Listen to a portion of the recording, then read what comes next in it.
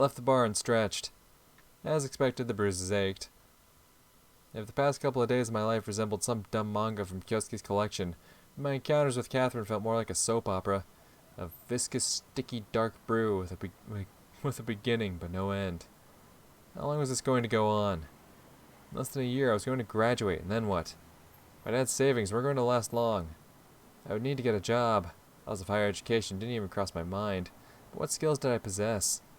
Did I want to toil interminably, day after day, like the Japanese?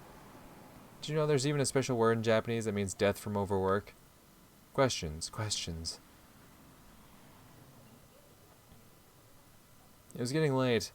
I'd been wandering aimlessly around the city for a number of hours, occasionally stepping inside stores or just window shopping. I was killing time, killing yet another day of my life. It was completely dark by the time I arrived at my house. The lights were on inside. I immediately remembered yesterday's note, and a light shiver ran down my spine. That was ridiculous. An assassin waiting for a victim inside their house, with the lights on? Still, logical or not, someone was obviously inside. I carefully opened the door and saw women's shoes in the hallway. Himitsu. I should have guessed right away. Who else had any need of me? Hi, I said nonchalantly, entering the kitchen. Himitsu was sitting at a set table. She had apparently been waiting for some time. Aw, Himitsu, no. Don't tell me that. Looks like she's been waiting there a while for you. Like, oh, god damn it, my heart. No, stop. No, sweetie, please. Nico-kun, where have you been? I was worried.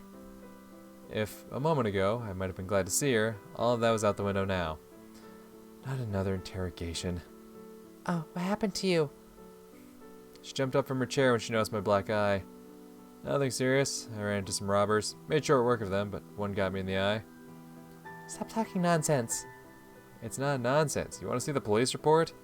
She pouted, but calmed down, having probably realized that I was fine. I asked Kyosuke-kun. He said you weren't there for the last few classes. I wasn't. What of it? I snapped back. Nothing. It's just so much has happened lately that I was worried. Why would you worry about me? Do you think I was going to go drown myself? No, I didn't. Nothing much has happened anyway. I definitely didn't run into Catherine while I was getting drunk at a bar, alright? Don't worry about it. I definitely didn't, skip class, go to a bar, get my ass beat, and then have a chat with Catherine, alright? Totally uneventful day.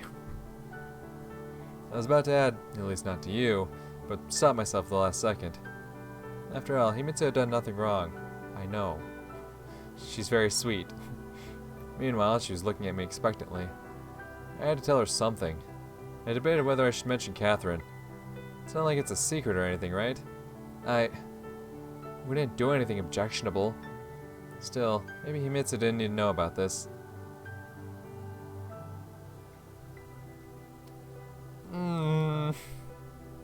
Fuck. That's a tough one, because I know being honest and saying you were with Catherine is going to make her feel bad, but I'm almost certain that if I lie, that if I don't tell her the truth, eventually she will find out, and she'll feel worse. She'll feel betrayed that we couldn't trust her, or some shit like that. Oh no, oh no, oh no, oh no.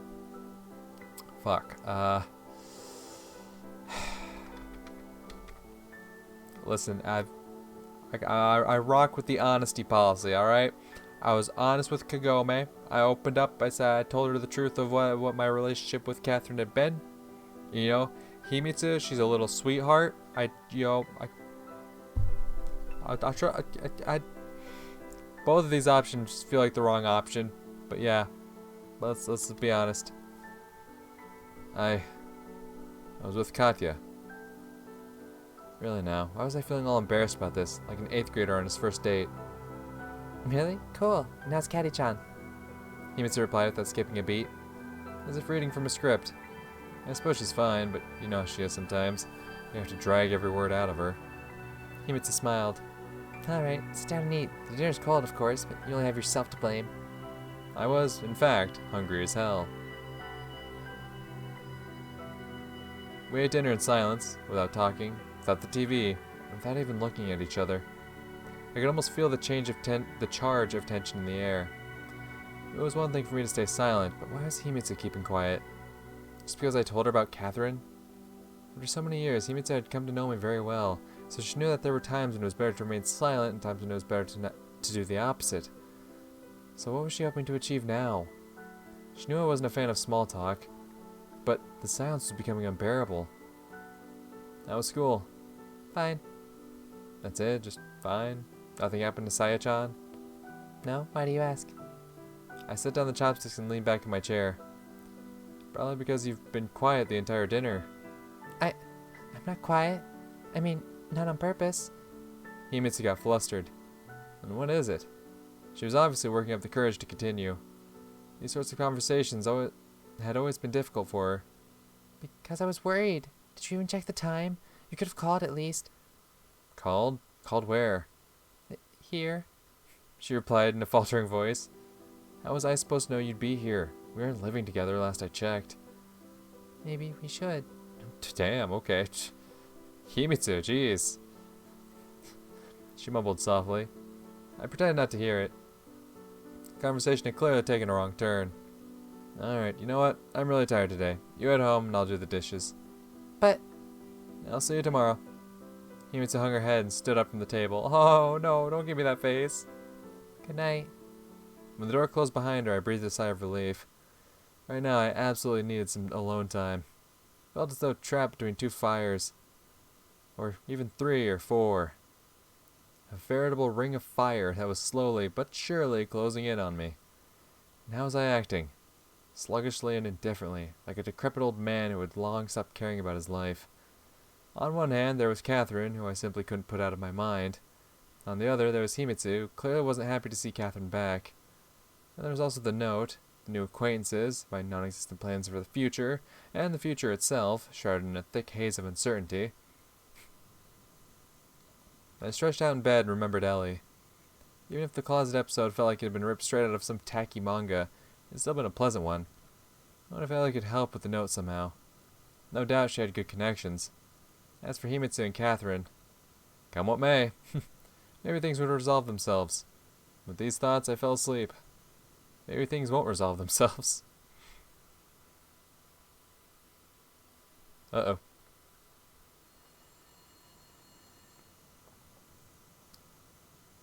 I was woken up by the telephone. What time was it? It cost me some pains to make it to the phone. Hello? I sound terribly groggy. Nikolai, you are in great danger. You need to be extremely careful. A voice said in Russian. I was still half asleep, so I couldn't really understand what was going on. What? Who is this? I repeat, be extremely careful. Pay particular attention to what you are doing, who you talk to, and who you talk about. The voice sounded unnatural, as though the speaker had pressed a cloth against the receiver. Who is this? What do you want? Was it you who left the note? You've been warned. Beeping. Now I was really scared. Should I call the police? What would I say? An ordinary school kid of no interest to anyone, a note, and a telephone call. It all added up to a prank. The first thing I did was to lock all the doors and unplug the phone. It could be a prank, but then who was the prankster? Michael wouldn't do it. Kyosuke, it wouldn't even cross his mind. Why did all this start just as Catherine returned to Japan? Even if she didn't write the note. I pulled the blanket over my head. Sleep refused to come, but the fear eventually subsided a bit. I told myself that I would try to sort out all this tomorrow, with a fresher head.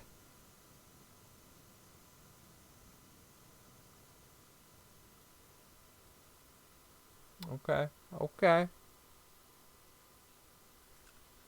9-9, baby. Hey, can't mess up the date now.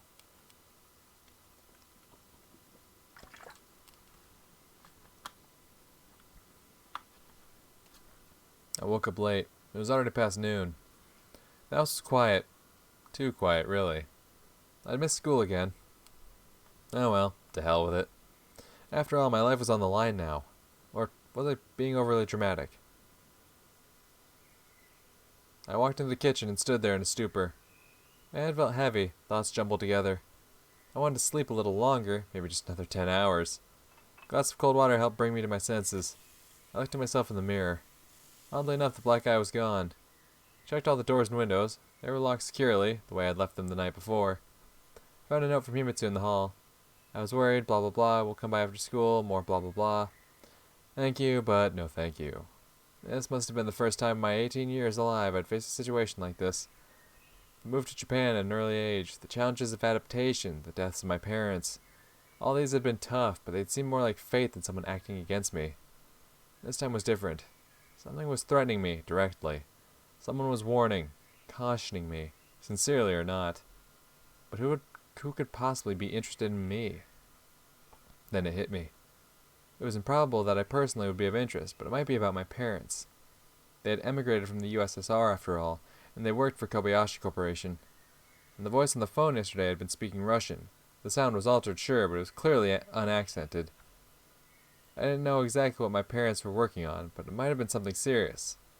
A lump formed in my throat. Work serious enough to kill for. The most frustrating thing was that I knew nothing about it. Except, who was going to believe me? I had to act fast. I pulled out my dad's old address book and scanned through it for the numbers of his coworkers. A few I'd met, some I'd heard of. In any case, anything was better than sitting and waiting. Good afternoon, my name is Nikolai, and no luck with the first dozen numbers. Some were no longer at their old jobs, others didn't pick up, one had even passed away. I turned the page. There was a number, written in my father's firm, even hand, and underneath it a name. Ichinose-san. Ichinose. I'd heard that last name before. Long dial tone. 1, 2. After 10, I was about to hang up when a familiar, elderly voice said on the other end, "Hello?" At that point, I remembered. Ichinose-san used to visit frequently when I was younger. An ever-polite, affable, good-natured old gentleman. He used to bring me candy and ask me about school and my hobbies. Then he and Dad would sit together in the garden for long stretches of time, and with an air of importance do a lot of smoking and talking. Good afternoon, my name is Nikolai, and I... Oh, Nikolai-kun. He interrupted. Long time no see. How are things? Fine. I gave a stock answer. Was I supposed to dump everything at once on him? Everything that happened to me in the last few days? I'm sorry about your parents. The voice in the receiver turned somber. I vaguely recalled seeing Ichinose-san at the funeral. Thank you. Actually, that's why I'm calling. I mean, not literally, of course. For a moment, I remained silent. Sorry, I'm a bit nervous. Could you please tell me about my father's work? I know he worked as an engineer, but what exactly did he work on? Well, something happened. Why the sudden interest? Now, of all times. To tell the truth, something has happened, but it's not important. Why not? Can't you tell me? Yes, of course I could, but it's just... what reason do I actually have to trust him? Just because he's been over to our house a couple of times and had been nice to me? So, are you going to tell me or not? Is this some kind of secret? Not a secret, no, but it's somewhat complicated. I get that it's complicated. I'm not a child anymore. I grumbled back. So what happened? Some people came by and asked questions about my father, about his work. I lied. Asked about his work, did they? Ichinose stretched out the words ambiguously. And what exactly did they ask? I don't know. I mean, I didn't tell them anything because I don't know anything myself. And how did they question you? Oh, Ichinose, what you hiding? What do you mean? Well, what was the tone? I was absolutely certain Ichinose knew far more than he was letting on. What's more, Ichinose seemed apprehensive. Should I be worried? That's for you to know. He replied coldly. If I knew anything, I wouldn't be calling you, right? Nikolai, you shouldn't drag yourself into this. Why? Do you know something? Tell me. This concerns me too, you know. No, this does not, in fact, concern you. If you lay low, everything will be alright. But... that's all I'm going to say. Don't call here again. Short tones followed. Everything will be alright. Yeah, right. On the other hand, I could at least thank him for indirectly confirming my suspicions. This was indeed about my father. I collected my thoughts and tried to remember everything my father had ever told me about his job. An engineer. What do engineers do? They engine. Build stuff, or more accurately, drop plans. God, what did a 16-year-old kid care about details like that? What had mattered to me What had mattered to me was that I received my allowance and that all was well at home. I was certain about one thing. My father had been working in conventional construction. Defense, maybe? Had he worked for the military? But what difference did that make? I still didn't know a thing about his actual work. Unless the whole thing was someone's sick joke. The hour hand on the clock moved inexorably towards 3. I hadn't even eaten breakfast yet. I feel that. Imitsu would arrive soon. The note made that clear. Enough already. She wasn't my mother. Of course, as I thought that, I felt the sting of my conscience. Still, I absolutely had to get some fresh air. And to the bar I go. Bartender, I remember yesterday about that free drink. Does that carry over into the next day? I'm just curious. I decided to go to my favorite bar for lunch, even if it was the site of yesterday's unfortunate incident. The bell above the door rang as I entered, but none of the few patrons present looked my way. Only the bartender gave me the usual smile and waved at me. Hey, Koya. Seeing a lot of you lately. Not that I don't enjoy your company, but after yesterday. I stopped in front of the bar, not knowing what to say. No, my anger toward him had already passed. After all, people have their own lives and jobs to worry about. Will it be the usual? Nah, come for lunch. Got it. What would you like? Dunno. Give me a steak, I guess. It shall be done. Bartender, come on, you didn't even ask him how he'd like the steak. What kind of fucking bartender are you? The bartender managed to imitate the Japanese way of addressing guests near perfection, but he twisted it in his own peculiar way, so he ended up sounding more like the overly hospitable host of a medieval tavern. I sat down at a table and sank into thought. The steak turned out well, as expected. The food here was as good as the beer. I was lazily picking my teeth with the toothpick when the doorbell rang out pleasantly again, signaling the arrival of a new customer. Standing in the doorway was Michael. That was one person I'd never expected to see here.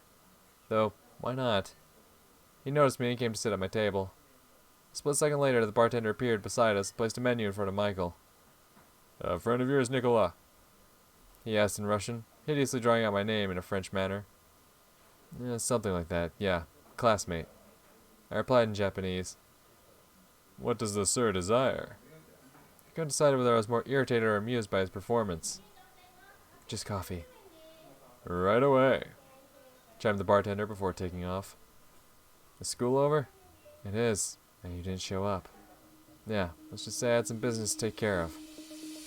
I had known Michael for 2.5 years.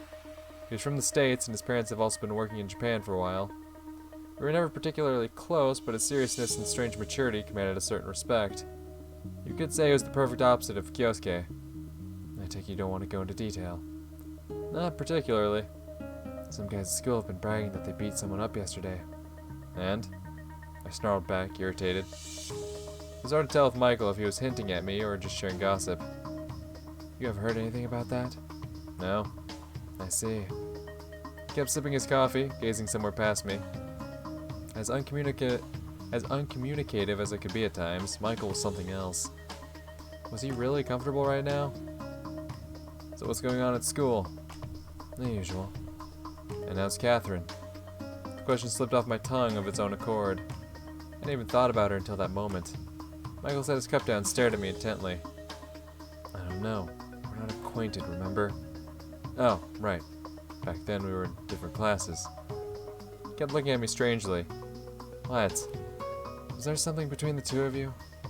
You've probably already heard everything from Kyosuke. But I'm asking you right now. Okay, yes, there used to be something, but that was a long time ago. And now? And now there's nothing. I see. Are you curious because you're from the same country? I'm just wondering, why did she enroll at this particular school? I don't know. You'd have to ask her. Oh. Random guitar out of nowhere. I like it.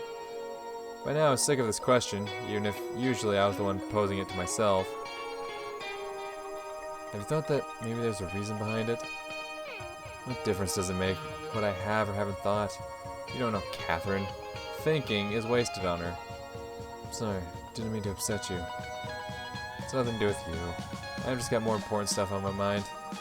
Michael kept his voice so calm and level the entire time that it was beginning to annoy me. If he didn't actually care, why ask so many questions? Anyway, this is the most pleasant of subjects. Sorry, I didn't realize the two of you still... He coughed pointedly. That it was an unpleasant topic for you. But he could have guessed. Imagine that. I felt like tossing some bills on the table and walking out. But I had few friends as it was, and this kind of behavior was pretty typical of Michael. Anyone ask about me at school? Not that I heard. I see. How are you doing anyway? Not too bad, except that I have no free time at all. I'm preparing for college admission. College admission. I drew out the words. Where do you want to go? Back to the States, most likely. What, tired of this place?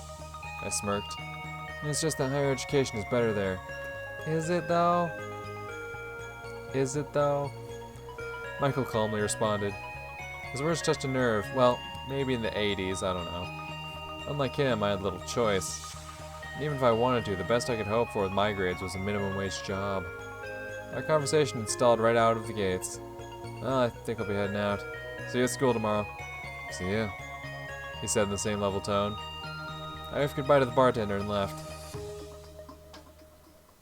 Had the bar been a courtroom, Michael would have fit the part of the prosecutor to perfection.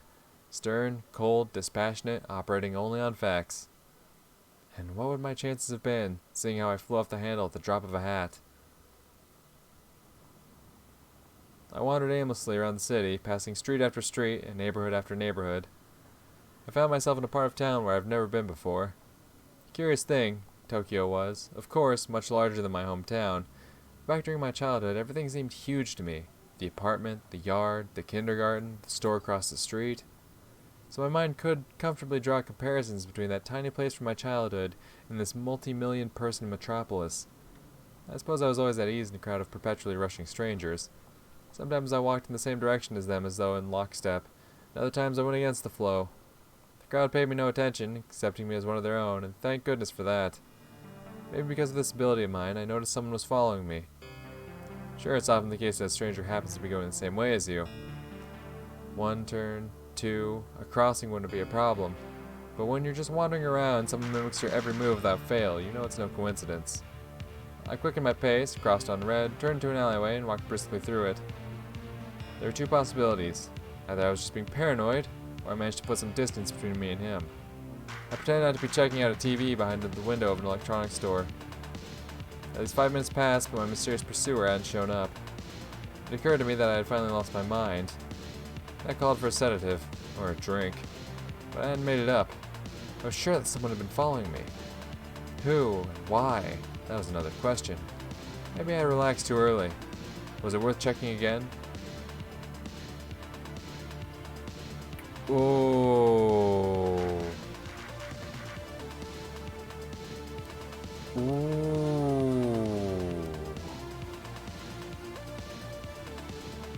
Do we try to find who was Taylor, or do we just ignore it? That's an interesting one there, buddy.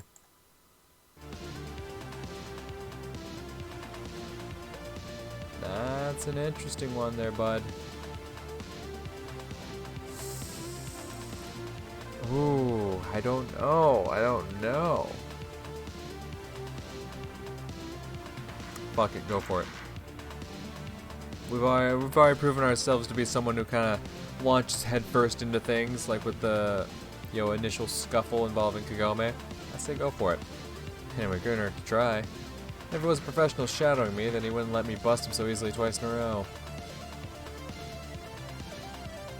I went to a clothing store and as quickly as I could bought a brightly colored windbreaker and a cap after confirming no one was watching me from the street. If you want to hide something, hide it in plain sight. The idea worked in crowds as well. I darted into one of their numerous side streets, threw on the jacket and the hat, tucked the shopping bag behind a pipe, and ran to the next street. I stopped around the corner, next to a newsstand, drew the cap low over my face and glanced around me. Sure enough, before long, the now familiar figure appeared in the distance. It made sense. He got on a parallel street instead of falling right behind me. I made a half turn, hunched my shoulders, and even crouched slightly so as to appear shorter. My pursuer was looking around frantically, having clearly lost sight of me. Yet he passed right by the newsstand without paying any attention to the guy in the flashy windbreaker. I followed him. The man was middle-aged, dressed in an unseasonably warm trench coat, dark pants, and black shoes. He looked like a typical office worker. He stopped at an intersection, looked around, and sighed loudly. I was just 2 meters behind him. Lost someone? I finally ventured. Huh? He turned sharply and gave me a bewildered stare. No, everything's alright. Just as quickly, the stranger's expression went blank and he prepared to leave. Why were you following me? Following you? I wasn't following anyone. He regained his composure in the blink of an eye. I was supposed to meet someone here, but it looks like they aren't going to show up. That someone. Is it me? Young man, he looked me up and down and continued coldly. This is the first time I've ever seen you. Why do I follow someone you've never met? I have to go. I tried to stop him. That would have been something else. But damn it. Things going from bad to worse. First the notes, then the calls, the mysteries of my family's past, and now someone trailing me? The one thing that brought relief was that I was still alive. A nervous laugh escaped my lips. Some schoolgirls nearby exchanged anxious whispers. Enough. It's time to put an end to this. I had to call my grandparents the very next day. Hey, yo? Hey, yo? No fucking shit. Dude. This girl right here. That's fucking Alyssa from Everlasting Summer. Don't think I wouldn't fucking recognize her. No shit. That's awesome. And yeah, no, Alyssa was a musician. That was her thing. Or at least an aspiring one. Bro, that's fucking awesome. What the hell is Alyssa doing in Japan? That part doesn't make much sense, but hey, I'm not gonna fucking complain.